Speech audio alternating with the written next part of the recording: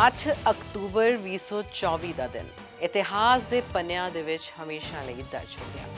ਦੇਸ਼ ਦੀ ਖਾਸ ਕਰਕੇ ਹਰਿਆਣਾ ਦੀ ਸਿਆਸਤ ਦੇ ਵਿੱਚ ਅਜਿਹਾ ਕੁਝ ਹੋਇਆ ਜਿਸ ਬਾਰੇ ਸ਼ਾਇਦ ਹਰਿਆਣਾ ਦੇ ਲੋਕਾਂ ਨੇ ਤੇ ਭਾਜਪਾ ਨੇ ਵੀ 2014 ਤੋਂ ਪਹਿਲਾਂ ਕਦੇ ਸੁਪਨੇ ਵਿੱਚ ਵੀ ਨਹੀਂ ਸੀ ਸੋਚਿਆ ਹੋਣਾ। ਹਰਿਆਣਾ ਵਿਧਾਨ ਸਭਾ ਚੋਣਾਂ ਦੇ ਆਏ ਨਤੀਜਿਆਂ ਨੇ ਸਿਆਸਤ ਦੇ ਵਿੱਚ ਇੱਕ ਵੱਡਾ ਤਖਤਾ ਪਲਟ ਕਰ ਦਿੱਤਾ ਤੇ ਭਾਜਪਾ ਹੈਟ੍ਰਿਕ ਮਾਰ ਗਈ। ਨਾਰਾਇਣਗੜ੍ਹ ਦੇ ਇੱਕ ਛੋਟੇ ਜਿਹੇ ਪਿੰਡ ਤੋਂ ਤਾਲੁਕ ਰੱਖਣ ਵਾਲੇ ਇਹ ਬੇਹੱਦ ਹੀ ਆਮ ਘਰ ਤੋਂ ਨਾਇਬ ਸਿੰਘ ਸੈਣੀ ਹਰਿਆਣਾ ਦੇ ਰਾਜਾ ਬਣ ਗਏ। ਇਹ ਸਭ ਕਿਵੇਂ ਹੋਇਆ? ਕਿਸ ਤਰ੍ਹਾਂ ਭਾਜਪਾ ਨੇ ਹਰਿਆਣਾ ਦੀ ਸੱਤਾ ਵਿੱਚ ਆਪਣਾ ਪੱਕਾ ਡੇਰਾ ਜਮਾ ਲਿਆ? ਕਿਸ ਤਰ੍ਹਾਂ ਇੱਕ ਆਮ ਇਨਸਾਨ ਸਭ ਤੋਂ ਖਾਸ ਤੇ ਸਭ ਤੋਂ ਉੱਚਾ ਬਣ ਗਿਆ?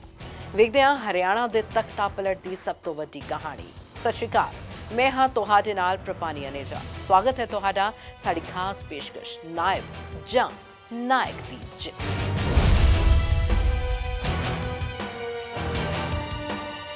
ਲਾਡਵਾ ਵਿਧਾਨ ਸਭਾ ਸੀਟ ਤੋਂ ਸੀਐਮ ਨਾਇਬ ਸਿੰਘ ਸੈਣੀ ਖੁਦ 16,000 ਤੋਂ ਵੱਧ ਵੋਟਾਂ ਦੇ ਨਾਲ ਜਿੱਤੇ। ਪਰ ਹਰਿਆਣਾ ਦੇ ਵਿੱਚ ਪਹਿਲੀ ਵਾਰ ਸੱਤਾ ਵਿੱਚ ਆਈ ਭਾਰਤੀ ਜਨਤਾ ਪਾਰਟੀ ਹੈਟ੍ਰਿਕ ਬਣਾ ਕੇ ਸਰਕਾਰ ਬਣਾ ਰਹੀ ਹੈ, ਜਦੋਂ ਕਿ ਨਾਇਬ ਸਿੰਘ ਸੈਣੀ ਸਰਕਾਰ ਵਿੱਚ ਕਈ ਮੰਤਰੀ ਅਤੇ ਕਈ ਹੋਰ ਆਗੂ ਹਾਰ ਗਏ ਹਨ। ਭਾਜਪਾ ਨੇ ਹਰਿਆਣਾ ਦੇ ਮੁੱਖ ਮੰਤਰੀ ਨਾਇਬ ਸੈਣੀ ਦੀ ਅਗਵਾਈ ਹੇਠ ਵਿਧਾਨ ਸਭਾ ਚੋਣਾਂ ਲੜੀਆਂ ਸਨ।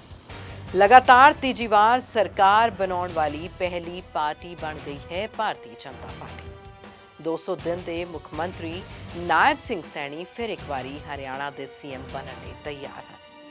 ਹਰਿਆਣਾ ਵਿੱਚ ਨਵੀਂ ਸਰਕਾਰ ਦਾ ਸਹੁੰ ਚੁੱਕ ਸਮਾਗਮ 12 ਅਕਤੂਬਰ ਨੂੰ ਹੋਵੇਗਾ। ਦੁਸ਼ਹਿਰੇ ਵਾਲੇ ਦਿਨ ਫਿਰ ਤੋਂ ਸੀਐਮ ਵਜੋਂ ਸਹੁੰ ਚੁੱਕਣਗੇ ਨਾਇਬ ਸਿੰਘ ਸੈਣੀ।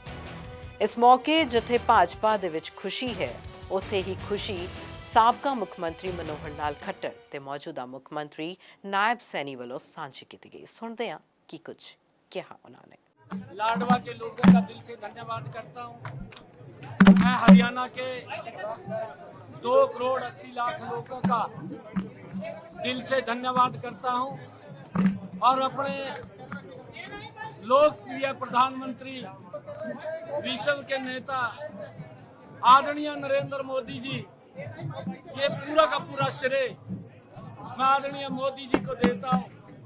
उनके आशीर्वाद से, उनकी गाइडलाइन के अंदर, उनकी जो नीतियां हैं, उन नीतियों के ऊपर हरियाणा के लोगों ने मोहर लगाई है। मैं हरियाणा की जनता का जहां दिल से धन्यवाद करता हूं, उनको प्रणाम करता हूं, वहीं आदरणीय प्रधानमंत्री जी के नेतृत्व में जो ये तीसरी बार हरियाणा की ऐतिहासिक जीत हुई है, इसके लिए भी मैं प्रधानमंत्री जी का धन्यवाद करता हूं। मैं अपनी उच्च लीडरशिप का धन्यवाद करता हूं।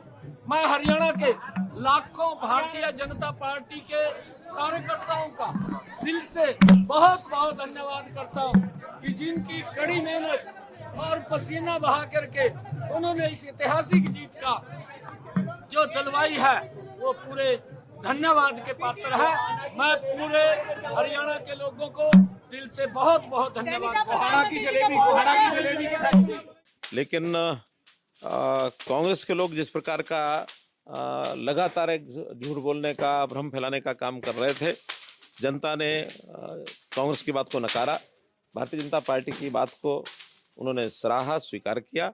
और मैं समझता हूं कि एक जनता ने एक ऐसा संदेश दिया है कि मोदी जी के जो सरकार की नीतियां हैं, मोदी जी की जो उपलब्धियां हैं, जो हमारा काम करने का तरीका है, कार्यपद्धति का, वो जनता के ऊपर असर कर रहा था। और जनता ने उसका प्रत्युत्तर में भारतीय जनता पार्टी की हरियाणा में तीसरी बार सरकार बनाई है।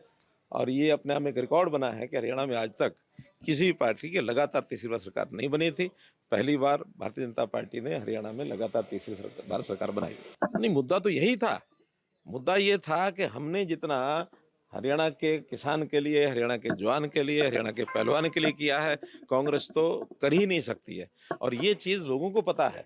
वो लोग किसी प्रकार की कोई बात करेंगे, वो जनता को जो सही बात है वही पसंद आएगी, जो गलत बात वो पसंद नहीं आएगी। हमने किसानों के लिए भरपूर किया, बहुत काम किया है।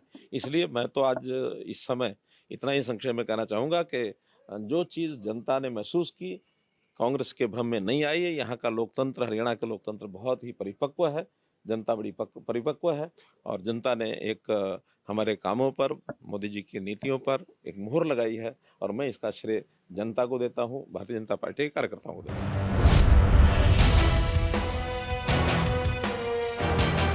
ਸੋ ਜਿੱਥੇ ਇੱਕ ਪਾਸੇ ਹਰਿਆਣਾ ਦੇ ਵਿੱਚ ਵੱਡੀ ਜਿੱਤ ਮਗਰੋਂ ਭਾਜਪਾ ਦੇ ਵਰਕਰਾਂ ਵਿੱਚ ਜੋਸ਼ ਹੈ।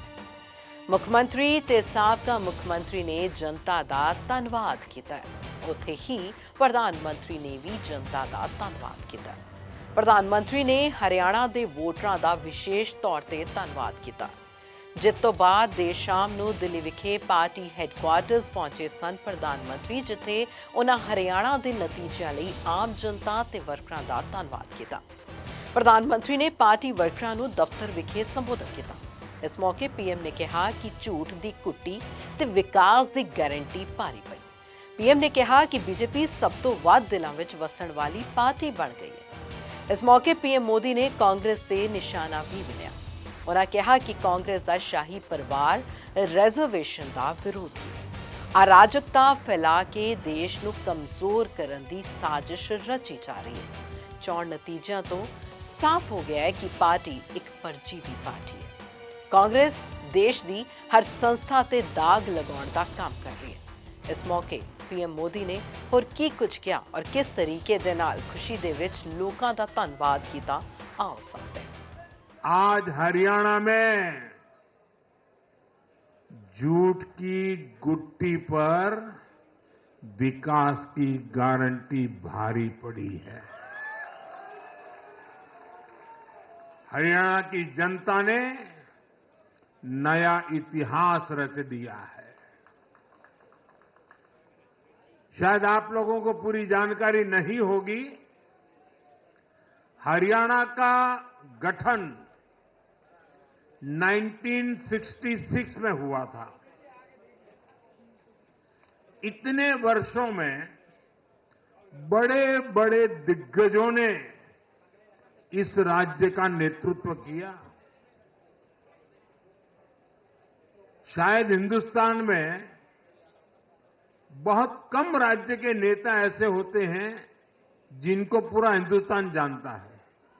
एक जमाना था हरियाणा के इन दिग्गज नेताओं का नाम पूरे देश में चर्चा में रहता था। हरियाणा में अब तक 13 चुनाव हुए।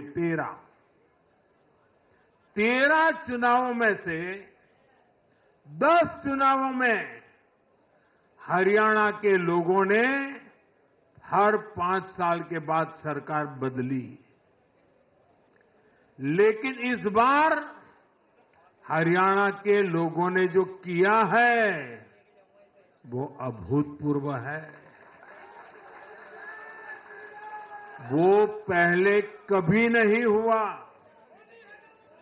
पहली बार ऐसा हुआ है जब 2 कार्यकाल, पूरे 5-5 साल के 2 कार्यकाल पूरा करने वाली किसी सरकार को हरियाणा में फिर से मौका मिला हो।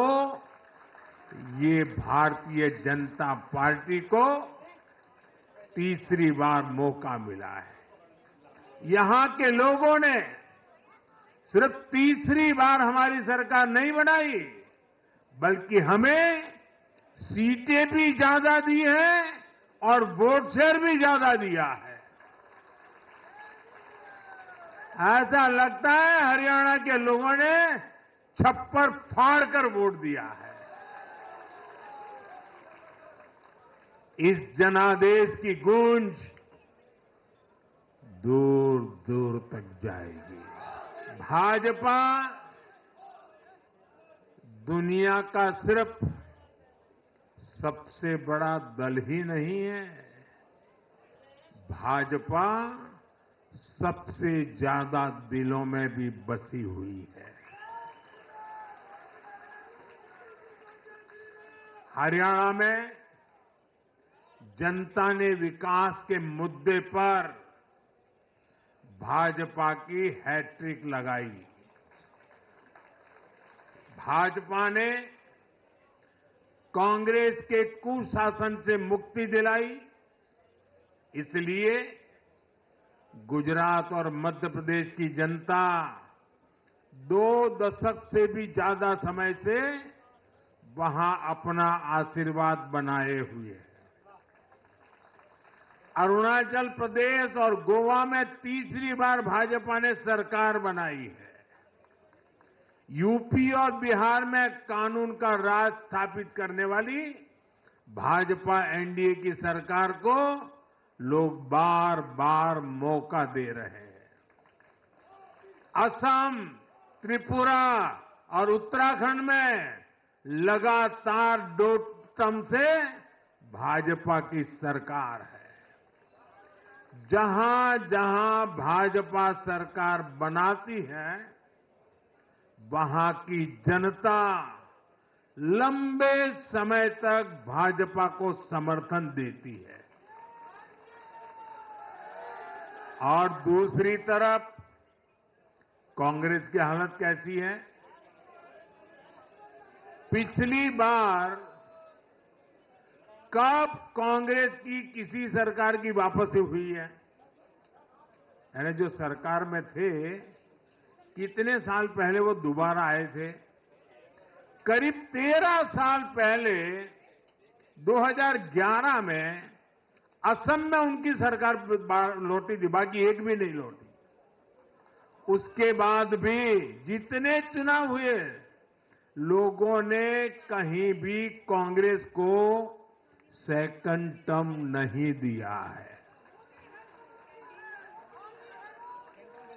आपको जानकर के हैरानी हो जाएगी दोस्तों, देश में कितने ही राज्य हैं जहां कांग्रेस कभी 60 साल पहले वहां थी, कहीं पर 50 साल पहले थी, कहीं पर 40 साल पहले थी। 50-60 साल से वो सत्ता में आई ही नहीं है। एक बार लोगों ने निकाल दिया, कांग्रेस को घुसने नहीं दिया है। देश के ज्यादातर राज्य के लोगों ने कांग्रेस के लिए नो एंट्री का बोर्ड लगा दिया है। पहले कांग्रेस सोचती थी कि वो चाहे काम करे या न करे, लोग तो उसको वोट देंगे ही। लेकिन अब कांग्रेस की पोल खुल चुकी है, उसका डिब्बा गोल हो चुका है। कांग्रेस सत्ता को अपना जन्मसिद्ध अधिकार मानती है। सरकार में ना रहने पर कांग्रेस की हालत जल बिन मछली जैसी हो जाती है। इसलिए वो सरकार में आने के बाद देश को, समाज को भी दांव पर लगाने से नहीं हिचकती। आज पूरा देश देख रहा है कि कैसे कांग्रेस हमारे समाज में जाति का जहर फैलाने पर उतर आई है। जो लोग चांदी नहीं, सोने का चम्मच मुंह में लेकर पैदा हुए, जो लोग पीढ़ी दर पीढ़ी 5 स्टार लाइफ जीते आ रहे हैं, वो गरीब को जाति के नाम पर लड़वाना चाहते हैं।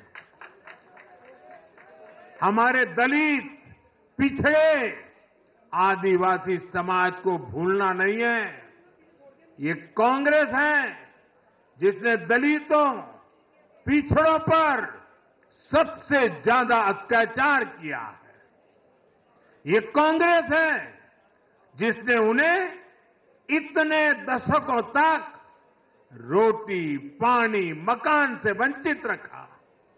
ये वो लोग हैं जो 100 साल बाद भी सत्ता मिलने पर कभी किसी दलित, पिछड़े, आदिवासी को प्रधानमंत्री नहीं बनने देंगे।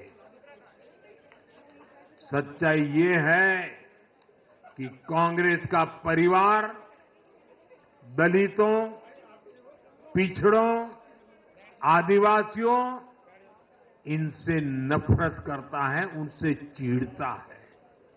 इसलिए आज जब दलित, पिछड़े, आदिवासी शीर्ष स्थान पर जा रहे हैं तो इनके पेट में चूहे दौड़ने लग जाते हैं। हरियाणा भी इन्होंने दलितों को, ओबीसी को भागीदारी देने से साफ इनकार कर दिया था। उन्होंने दलितों और पिछड़ों को भी अपमानित किया। कांग्रेस के शाही परिवार ने तो डंके की चोट पर कहा कि वो आरक्षण खत्म कर देंगे। दलित और पिछड़ों का आरक्षण छीनकर कांग्रेस अपने वोट बैंक में देना चाहती है।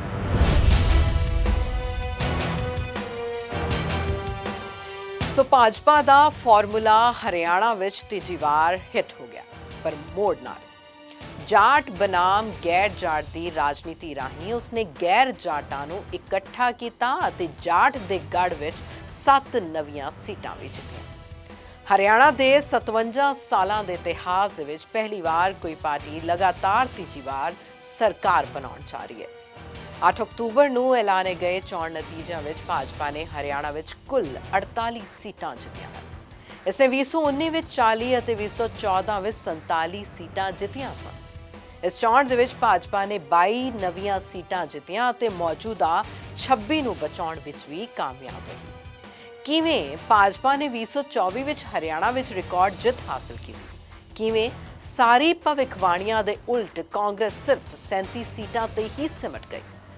आओ देखते हैं हरियाणा के नतीजों के पीछे की कहानी।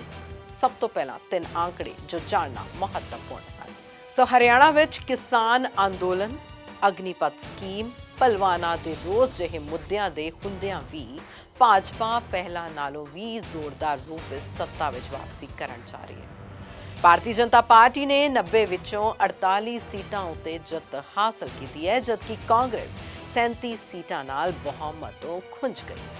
ਭਾਰਤੀ ਜਨਤਾ ਪਾਰਟੀ ਨੂੰ 39.94% ਵੋਟਾਂ ਪਈਆਂ, ਜਦਕਿ ਕਾਂਗਰਸ ਨੂੰ 39.4% ਵੋਟਾਂ ਪਈਆਂ।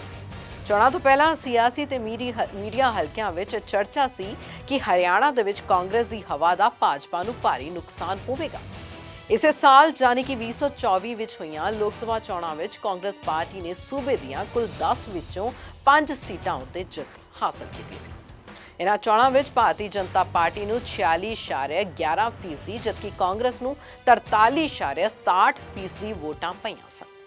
हरियाणा चोणां दे नतीजिਆਂ ਦੇ ਨਾਲ जुड़े मुख सवालां बारे ਅਸੀਂ ਇੱਥੇ विस्तार ਦੇ ਨਾਲ चर्चा करांगे। ਕਿਸੇ ਨੇ ਸੱਚ ਹੀ ਕਿਹਾ ਹੈ ਕਿ ਸੱਤਾ ਵਿੱਚ ਜਾਂ ਸਿਆਸਤ ਵਿੱਚ ਕਿਸ ਸਮੇਂ ਕਿਹੜਾ ਖੇਲ ਹੋ ਜਾਵੇ ਇਹ ਕੋਈ ਨਹੀਂ ਬੁੱਝ ਸਕਦਾ। ਪਿਛਲੇ ਲੰਬੇ ਸਮੇਂ ਤੋਂ ਅਜਿਹਾ ਹੀ ਭਾਰਤ ਦੀ ਸਿਆਸਤ ਦੇ ਵਿੱਚ ਲਗਾਤਾਰ ਹੋਇਆ। ਵੱਡੇ ਵੱਡੇ ਸਿਆਸੀ ਮਾਹਰ ਦੇ ਵਿਸ਼ਲੇਸ਼ਣ ਗਲਤ ਸਾਬਤ ਹੋਏ ਹਨ। ਐਗਜ਼ਿਟ ਪੋਲਸ ਦੇ ਨਤੀਜੇ ਫੇਲ ਸਾਬਤ ਹੋਏ ਹਨ। ਇਸ ਵਾਰ ਜਿੱਥੇ ਹਰਿਆਣਾ ਦੇ ਚੋਣ ਨਤੀਜਿਆਂ ਨੇ ਭਾਜਪਾ ਨੂੰ ਹੋਰ ਉੱਚਾ ਚੁੱਕ ਦਿੱਤਾ ਹੈ, ਉੱਥੇ ਆਉਣ ਵਾਲੇ ਸੂਬਿਆਂ ਮਹਾਰਾਸ਼ਟਰ, ਦਿੱਲੀ ਤੇ ਝਾਰਖੰਡ ਵਿੱਚ ਇਸ ਦਾ ਕੀ ਅਸਰ ਹੋਵੇਗਾ, ਇਹ ਵੀ ਵੇਖਣਾ ਦਿਲਚਸਪ ਹੋਵੇਗਾ। ਸੋ ਅੱਜ ਇਸ ਖਾਸ ਪੇਸ਼ਕਸ਼ ਵਿੱਚ ਨਹੀਂ ਮੈਨੂੰ ਦੇ ਇਜਾਜ਼ਤ। ਸਤਿ ਸ਼੍ਰੀ ਅਕਾਲ।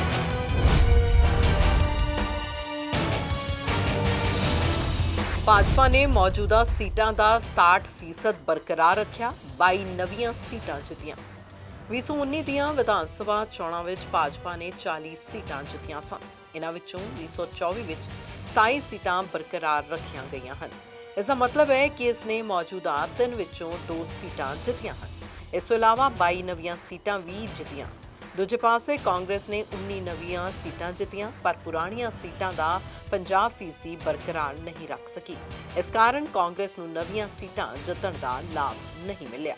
ਭਾਜਪਾ ਨੇ ਹਰਿਆਣਾ ਦੇ 7 ਵਿੱਚੋਂ 4 ਖੇਤਰਾਂ ਵਿੱਚ ਆਪਣੀਆਂ ਸੀਟਾਂ ਵਧਾ ਦਿੱਤੀਆਂ ਹਨ। ਹਰਿਆਣਾ ਨੂੰ 7 ਸੱਭਿਆਚਾਰਕ ਅਤੇ ਰਾਜਨੀਤਿਕ ਖੇਤਰਾਂ ਵਿੱਚ ਵੰਡਿਆ ਗਿਆ ਹੈ। 7 ਵਿੱਚੋਂ 4 ਖੇਤਰਾਂ ਵਿੱਚ ਭਾਜਪਾ ਨੇ 2019 ਦੇ ਮੁਕਾਬਲੇ ਸੀਟਾਂ ਵਿੱਚ ਵਾਧਾ ਕੀਤਾ ਹੈ।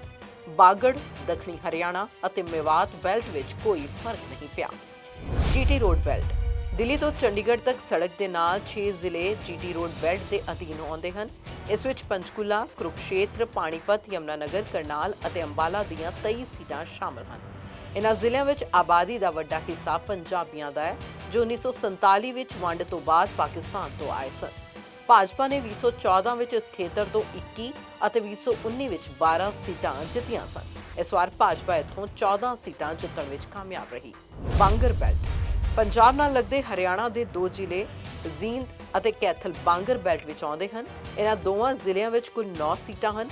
ਭਾਜਪਾ ਨੇ 2014 ਵਿੱਚ ਇਹਨਾਂ ਵਿੱਚੋਂ 2 ਅਤੇ 2019 ਵਿੱਚ 3 ਸੀਟਾਂ ਜਿੱਤੀਆਂ ਸਨ। ਇਸ ਵਾਰ ਬੀਜੇਪੀ ਨੇ ਬਾਂਗਰ ਬੈਲਟ ਦੀਆਂ 5 ਸੀਟਾਂ ਜਿੱਤੀਆਂ, ਯਾਨੀ ਕਿ 2 ਸੀਟਾਂ ਵਧੀਆਂ। ਇਸ ਖੇਤਰ ਵਿੱਚ ਜ਼ਮੀਨਦੋਜ਼ ਪਾਣੀ ਦਾ ਪੱਧਰ ਬਹੁਤ ਉੱਚਾ ਹੈ ਅਤੇ ਇੱਥੇ ਖੇਤੀ ਮੁੱਖ ਕੰਮ ਹੈ। ਦੇਸਵਾਲ ਬੈਲਟ ਇਸ ਨੂੰ ਜਾਟ ਲੈਂਡ ਵੀ ਕਿਹਾ ਜਾਂਦਾ ਹੈ। ਇਸ ਪੱਟੀ ਵਿੱਚ 3 ਜ਼ਿਲ੍ਹੇ ਰੋਹਤਕ, ਝੱਜਰ ਅਤੇ ਸੋਨੀਪਤ ਸ਼ਾਮਲ ਹਨ ਅਤੇ ਇਸ ਵਿੱਚ ਕੁੱਲ 14 ਵਿਧਾਨ ਸਭਾ ਸੀਟਾਂ ਹਨ। ਭਾਜਪਾ 2014 ਵਿੱਚ ਇੱਥੋਂ 4 ਅਤੇ 2019 ਵਿੱਚ ਸਿਰਫ 2 ਸੀਟਾਂ ਹੀ ਜਿੱਤ ਸਕੀ ਸੀ। ਇਸ ਵਾਰ ਯਾਨੀ ਕਿ 2024 ਦੀਆਂ ਵਿਧਾਨ ਸਭਾ ਚੋਣਾਂ ਵਿੱਚ ਭਾਜਪਾ 4 ਸੀਟਾਂ ਜਿੱਤਣ ਵਿੱਚ ਕਾਮਯਾਬ ਰਹੀ ਹੈ। ਬਾਗੜ ਪੱਟੀ ਰਾਜਸਥਾਨ ਅਤੇ ਪੰਜਾਬ ਦੇ ਨਾਲ ਲੱਗਦੇ ਇਸ ਖੇਤਰ ਵਿੱਚ ਬਾਗੜ ਬੋਲੀ ਅਤੇ ਪੰਜਾਬੀ ਵੋਟਰ ਹਨ। ਇਸ ਪੱਟੀ ਵਿੱਚ 5 ਜ਼ਿਲ੍ਹੇ ਹਿਸਾਰ, ਸਿਰਸਾ, ਫਤਿਆਬਾਦ, ਭਿਵਾਨੀ ਅਤੇ ਚਰਖੀ ਦਾਦਰੀ ਸ਼ਾਮਲ ਹਨ। ਇਹਨਾਂ ਵਿੱਚ ਕੁੱਲ 21 ਸੀਟਾਂ ਹਨ। ਜਾਟ ਵੋਟਰਾਂ ਦਾ ਬੋਲਬਾਲਾ ਹੈ। 2014 ਵਿੱਚ ਭਾਜਪਾ ਨੇ ਇਸ ਪੱਟੀ ਤੋਂ 6 ਸੀਟਾਂ ਜਿੱਤੀਆਂ ਸਨ ਅਤੇ 2019 ਵਿੱਚ 8 ਸੀਟਾਂ। ਇਸ ਵਾਰ ਭਾਜਪਾ ਇੱਥੇ 8 ਸੀਟਾਂ ਜਿੱਤਣ ਵਿੱਚ ਕਾਮਯਾਬ ਰਹੀ। ਅਰੀਵਾਲ ਬੈਲਟ ਅਹੀਰ ਦਾ ਦਬਦਬਾ ਖੇਤਰ, ਜਿਸ ਵਿੱਚ 3 ਜ਼ਿਲ੍ਹੇ ਸ਼ਾਮਲ ਹਨ, ਰੇਵਾੜੀ, ਮਹੇਂਦਰਗੜ੍ਹ ਅਤੇ ਗੁਰੂਗ੍ਰਾਮ ਜ਼ਿਲ੍ਹੇ। ਇੱਥੇ ਕੁੱਲ 11 ਸੀਟਾਂ ਹਨ। ਭਾਜਪਾ ਨੇ 2014 ਵਿੱਚ ਇੱਥੇ 11 ਅਤੇ 2019 ਵਿੱਚ 8 ਸੀਟਾਂ ਜਿੱਤੀਆਂ ਸਨ। ਇਸ ਵਾਰ ਭਾਜਪਾ ਨੇ ਇੱਥੇ 10 ਸੀਟਾਂ ਜਿੱਤੀਆਂ ਹਨ। ਦੱਖਣੀ ਹਰਿਆਣਾ ਉੱਤਰ ਪ੍ਰਦੇਸ਼ ਨਾਲ ਲੱਗਦੇ ਪਲਵਲ ਅਤੇ ਫਰੀਦਾਬਾਦ ਜ਼ਿਲ੍ਹੇ। ਬ੍ਰਜ ਭਾਸ਼ਾ ਦੇ ਦਬਦਬੇ ਵਾਲੇ ਇਸ ਖੇਤਰ ਦੀਆਂ 9 ਸੀਟਾਂ ਦੇ ਗੁਰਜਰ ਵੋਟਰ ਫੈਸਲਾਕੁਨ ਹਨ। ਇੱਥੋਂ ਭਾਜਪਾ ਨੇ 2014 ਵਿੱਚ ਸਿਰਫ 3 ਅਤੇ 2019 ਵਿੱਚ 7 ਸੀਟਾਂ ਹੀ ਜਿੱਤੀਆਂ ਸਨ। ਪਿਛਲੇ ਨਤੀਜੇ ਨੂੰ ਦੁਹਰਾਉਂਦੇ ਹੋਏ ਇਸ ਵਾਰ ਭਾਜਪਾ ਨੇ ਇੱਥੋਂ 7 ਸੀਟਾਂ ਜਿੱਤੀਆਂ ਹਨ। ਮੇਵਾਤ ਹਰਿਆਣਾ ਦੇ ਮੁਸਲਿਮ ਪ੍ਰਭਾਵ ਵਾਲੇ ਨੂਹ ਜ਼ਿਲ੍ਹੇ ਨੂੰ ਮੇਵਾਤ ਕਿਹਾ ਜਾਂਦਾ ਹੈ, ਜਿਸ ਦੀਆਂ 3 ਸੀਟਾਂ ਹਨ। 2014 ਅਤੇ 2019 ਵਿੱਚ ਭਾਜਪਾ ਨੂੰ ਕੋਈ ਸੀਟ ਇੱਥੇ ਨਹੀਂ ਮਿਲੀ। ਇਸ ਵਾਰ ਵੀ ਭਾਜਪਾ ਨੂੰ ਇੱਥੋਂ ਕੋਈ ਸੀਟ ਨਹੀਂ ਮਿਲੀ ਹੈ।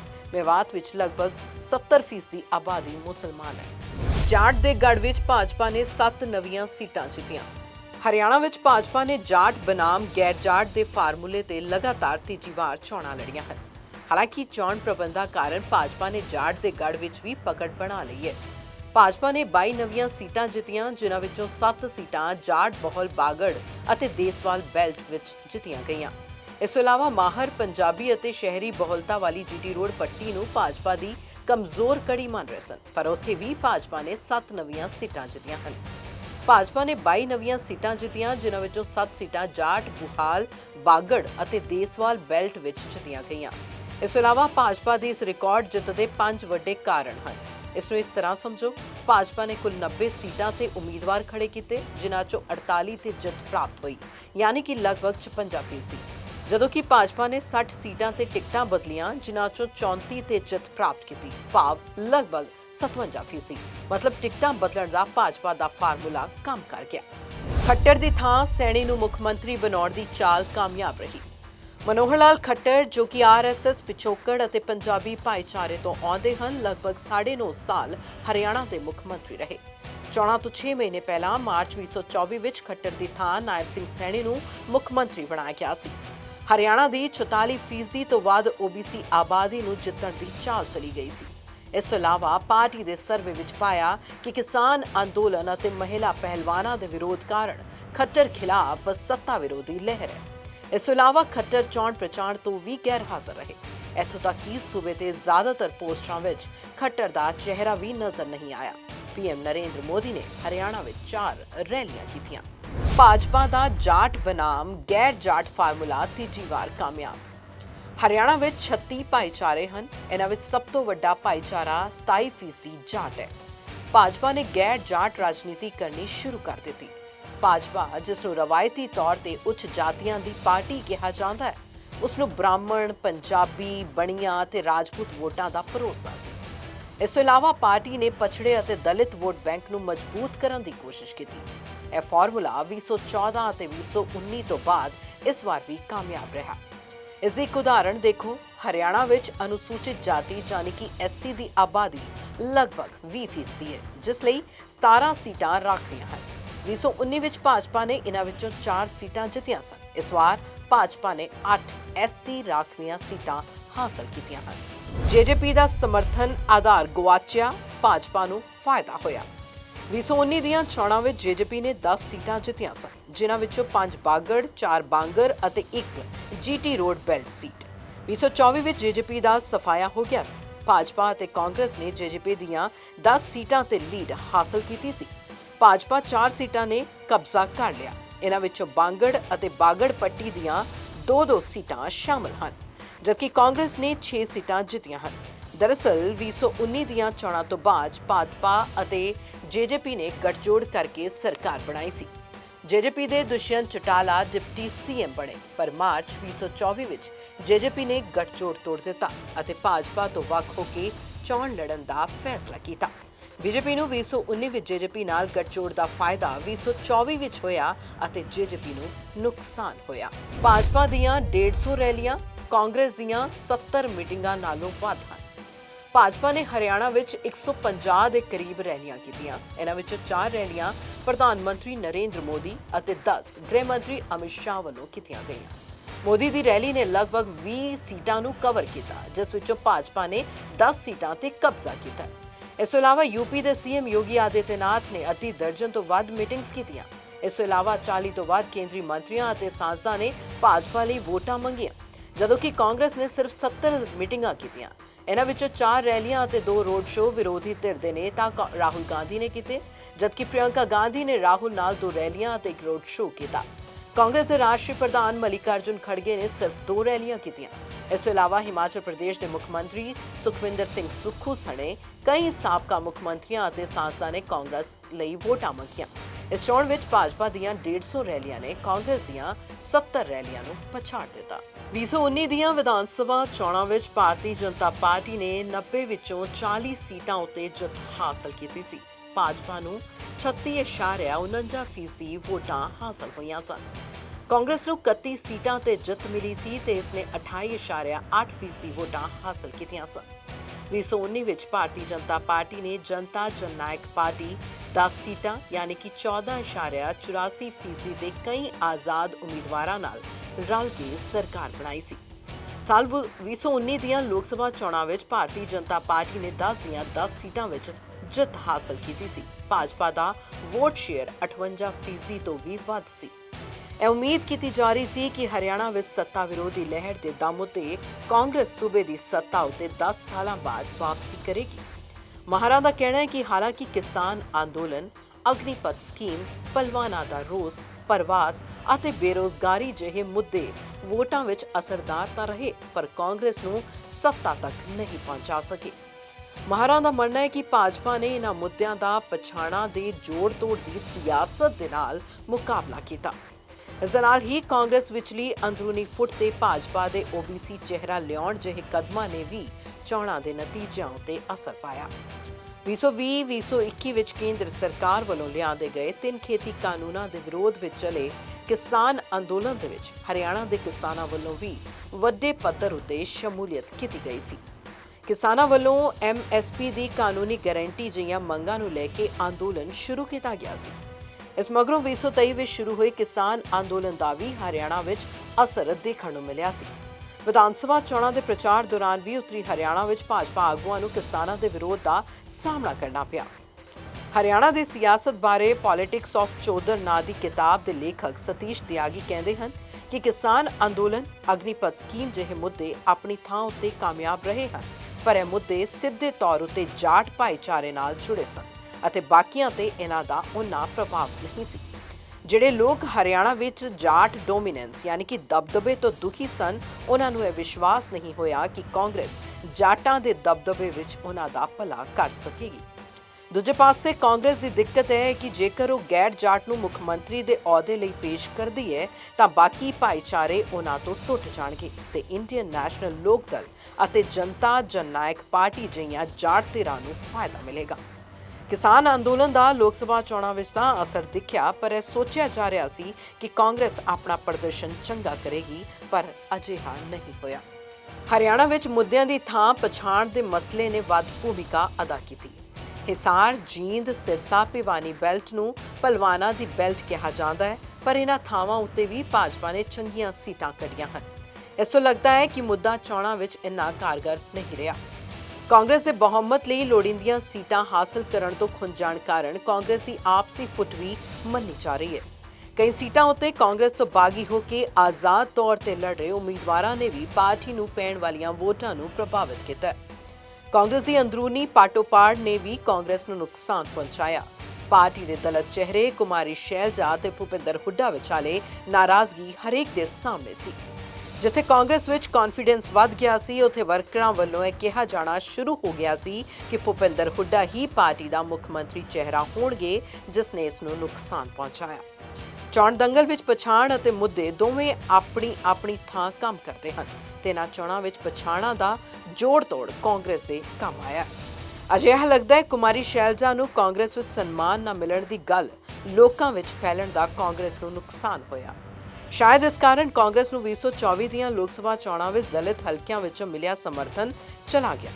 ਕਾਂਗਰਸ ਨੇ ਜਦੋਂ 72 ਸੀਟਾਂ ਹੁੱਡਾ ਦੇ ਕਹਿਣ ਉੱਤੇ ਦਿੱਤੀਆਂ, ਉਸ ਦਿਨ ਸਪਸ਼ਟ ਹੋ ਗਿਆ ਸੀ ਕਿ ਹੁੱਡਾ ਹੀ ਮੁੱਖ ਮੰਤਰੀ ਦਾ ਚਿਹਰਾ ਹੋਣਗੇ, ਜਿਸ ਕਾਰਨ ਦੂਜੇ ਭਾਈਚਾਰਿਆਂ ਵਿੱਚ ਇੱਕ ਡਰ ਦੀ ਭਾਵਨਾ ਪੈਦਾ ਹੋਈ, ਜਿਸ ਨੂੰ ਭਾਜਪਾ ਨੇ ਉਤਸ਼ਾਹਿਤ ਕੀਤਾ।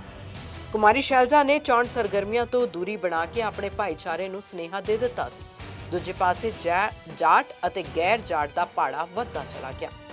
ਕਾਂਗਰਸ ਨਾਲ ਉਹੀ ਹੋਇਆ ਜੋ ਭਾਜਪਾ ਨਾਲ ਲੋਕ ਸਭਾ ਚੋਣਾਂ ਤੋਂ ਪਹਿਲਾਂ ਹੋਇਆ ਸੀ। ਕਾਂਗਰਸ ਆਪਣੇ ਹੀ ਪ੍ਰੋਪੇਗੈਂਡਾ ਵਿੱਚ ਫਸ ਗਈ ਅਤੇ ਗਰਾਊਂਡ ਦੀ ਅਸਲੀਅਤ ਨੂੰ ਚੰਗੇ ਤਰੀਕੇ ਨਾਲ ਨਹੀਂ ਸਮਝ ਸਕੀ। ਸ਼ਾਇਦ ਕਾਂਗਰਸ ਪਾਰਟੀ ਦੀ ਸੂਬਾਈ ਲੀਡਰਸ਼ਿਪ ਵਿੱਚ ਅਗਲੇ ਫੇਰ ਬਦਲ ਵਿੱਚ ਸ਼ਾਇਦ ਹੁੱਡਾ ਦੀ ਸਥਿਤੀ ਪਹਿਲਾਂ ਵਾਲੀ ਨਹੀਂ ਰਹੀ। ਭਾਰਤੀ ਜਨਤਾ ਪਾਰਟੀ ਦਾ ਇਹਨਾਂ ਚੋਣਾਂ ਤੋਂ 6 ਮਹੀਨੇ ਪਹਿਲਾਂ ਸੀਐਮ ਚਿਹਰਾ ਬਦਲਣ ਲਈ ਲਏ ਗਏ ਫੈਸਲੇ ਨੇ ਲੋਕ ਸਭਾ ਚੋਣਾਂ ਤੋਂ ਵੱਧ ਉਹਨਾਂ ਨੂੰ ਇਹਨਾਂ ਚੋਣਾਂ ਵਿੱਚ ਫਾਇਦਾ ਦਿੱਤਾ। ਇਹਨਾਂ ਚੋਣਾਂ ਵਿੱਚ ਐਂਟੀ ਇਨਕੰਬੈਂਸੀ ਇੱਕ ਫੈਕਟਰ ਰਹੀ, ਪਰ ਵੋਟਾਂ ਸਿਰਫ ਇਸ ਆਧਾਰ ਉੱਤੇ ਹੀ ਨਹੀਂ ਪੈਣੀਆਂ ਸਨ। ਪਿਛਲੀਆਂ ਵਿਧਾਨ ਸਭਾ ਚੋਣਾਂ ਨਾਲੋਂ ਕਾਂਗਰਸ ਦਾ ਵੋਟ ਫੀਸਦ ਵਧਿਆ ਹੈ, ਜਿਸ ਦਾ ਮਤਲਬ ਹੈ ਸਰਕਾਰ ਨਾਲੋਂ ਅਸੰਤੁਸ਼ਟ ਲੋਕਾਂ ਦੀ ਗਿਣਤੀ ਵਧੀ ਹੈ। ਕਾਂਗਰਸ ਇੱਕ ਸਾਂਝਾ ਚਿਹਰਾ ਨਹੀਂ ਪੇਸ਼ ਕਰ ਸਕੀ। ਭਾਰਤੀ ਜਨਤਾ ਪਾਰਟੀ ਨੇ ਆਪਣਾ ਕੰਮ ਬਹੁਤ ਚੁੱਪ-ਚੁਪੀਤੇ ਕੀਤਾ, ਜਦਕਿ ਕਾਂਗਰਸ ਨੇ ਕੁਮਾਰੀ ਸ਼ੈਲਜਾ ਤੇ ਭੁਪਿੰਦਰ ਹੁੱਡਾ ਦੀ ਨਾਰਾਜ਼ਗੀ ਨੂੰ ਗੰਭੀਰਤਾ ਦੇ ਨਾਲ ਨਹੀਂ ਲਿਆ। ਭਾਰਤੀ ਜਨਤਾ ਪਾਰਟੀ ਨੇ ਉਹਨਾਂ ਵਿਧਾਇਕਾਂ ਨੂੰ ਦੁਬਾਰਾ ਟਿਕਟ ਨਹੀਂ ਦਿੱਤੀ ਜਿਨ੍ਹਾਂ ਦੀ ਸਥਿਤੀ ਕਮਜ਼ੋਰ ਸੀ। ਦੂਜੇ ਪਾਸੇ ਕਾਂਗਰਸ ਨੇ ਅਜਿਹਾ ਨਹੀਂ ਕੀਤਾ। ਸੱਤਾ ਵਿਰੋਧੀ ਭਾਵਨਾ ਨੂੰ ਪਾਸੇ ਕਰਨ ਲਈ ਨਾਇਬ ਸੈਣੀ ਨੇ ਕਈ ਕਦਮ ਚੁੱਕੇ, ਜਿਵੇਂ ਕ੍ਰੀਮੀ ਲੇਅਰ ਲਈ ਆਮਦਨ ਸੀਮਾ 8 ਤੋਂ 10 ਲੱਖ ਕਰਨਾ। ਨਾਇਬ ਸੈਣੀ ਦੇ ਓਬੀਸੀ ਚਿਹਰਾ ਹੋਣ ਨੇ ਵੀ ਭਾਜਪਾ ਨਾਲ ਲੋਕਾਂ ਦੀ ਨਾਰਾਜ਼ਗੀ ਨੂੰ ਦੂਰ ਕੀਤਾ। ਇਸ ਵਾਰ ਦੀਆਂ ਹਰਿਆਣਾ ਵਿਧਾਨ ਸਭਾ ਚੋਣਾਂ ਨੇ ਕਈ ਸਿਆਸੀ ਪਰਿਵਾਰਾਂ ਦੇ ਸਿਆਸੀ ਭਵਿੱਖ ਬਾਰੇ ਵੀ ਸੁਨੇਹਾ ਦਿੱਤਾ। ਹਰਿਆਣਾ ਦੇ ਸਾਬਕਾ ਮੁੱਖ ਮੰਤਰੀ ਚੌਧਰੀ ਦੇਵੀਲਾਲ ਦੇ ਪੋਤੇ ਅਤੇ ਜਨਤਾ ਜਨਨਾਇਕ ਪਾਰਟੀ ਦੇ ਪ੍ਰਧਾਨ ਦੁਸ਼ਯੰਤ ਚੌਟਾਲਾ ਉਚਾਨਾ ਕਲਾਂ ਹਲਕੇ ਤੋਂ ਚੋਣਾਂ ਵਿੱਚ ਉਤਰੇ, ਪਰ ਉਹ 5ਵੇਂ ਥਾਂ ਉੱਤੇ ਰਹੇ। ਉਹਨਾਂ ਦੀ ਪਾਰਟੀ ਜਨਤਾ ਜਨਨਾਇਕ ਪਾਰਟੀ ਇੱਕ ਵੀ ਸੀਟ ਨਹੀਂ ਜਿੱਤ ਸਕੀ। ਇੰਡੀਅਨ ਨੈਸ਼ਨਲ ਲੋਕ ਦਲ ਦੇ ਅਭੈ ਚੌਟਾਲਾ ਦੇ ਪੁੱਤਰ ਅਰਜੁਨ ਚੌਟਾਲਾ ਨੇ ਰਾਨੀਆ ਵਿਧਾਨ ਸਭਾ ਹਲਕੇ ਤੋਂ ਜਿੱਤ ਹਾਸਲ ਕੀਤੀ। ਚੌਧਰੀ ਦੇਵੀਲਾਲ ਦੇ ਪੋਤੇ ਆਦਿਤਿਆ ਦੇਵੀਲਾਲ ਨੇ ਵੀ ਆਈਐਨਐਲਡੀ ਦੀ ਟਿਕਟ ਉੱਤੇ ਡੱਬਵਾਲੀ ਹਲਕੇ ਤੋਂ ਜਿੱਤ ਹਾਸਲ ਕੀਤੀ। ਤਿੰਨ ਵਾਰ ਹਰਿਆਣਾ ਦੇ ਮੁੱਖ ਮੰਤਰੀ ਰਹੇ ਬੰਸੀ ਲਾਲ ਦੇ ਪੁੱਤਰ ਸੁਰਿੰਦਰ ਸਿੰਘ ਦੀ ਧੀ ਸ਼ਰੂਤੀ ਚੌਧਰੀ ਤੋਸ਼ਮ ਹਲਕੇ ਤੋਂ ਭਾਜਪਾ ਵੱਲੋਂ ਚੋਣ ਲੜੀ ਅਤੇ ਜੇਤੂ ਰਹੀ। ਹਰਿਆਣਾ ਦੇ ਸਾਬਕਾ ਮੁੱਖ ਮੰਤਰੀ ਭਜਨ ਲਾਲ ਦੇ ਪੁੱਤਰ ਕੁਲਦੀਪ ਬਿਸ਼ਨੋਈ ਦੇ ਪੁੱਤਰ ਭਾਵਿਆ ਬਿਸ਼ਨੋਈ ਆਦਮਪੁਰ ਹਲਕੇ ਤੋਂ 1200 ਤੋਂ ਵੱਧ ਵੋਟਾਂ ਦੇ ਫਰਕ ਦੇ ਨਾਲ ਹਾਰ ਗਏ। News desk bureau report.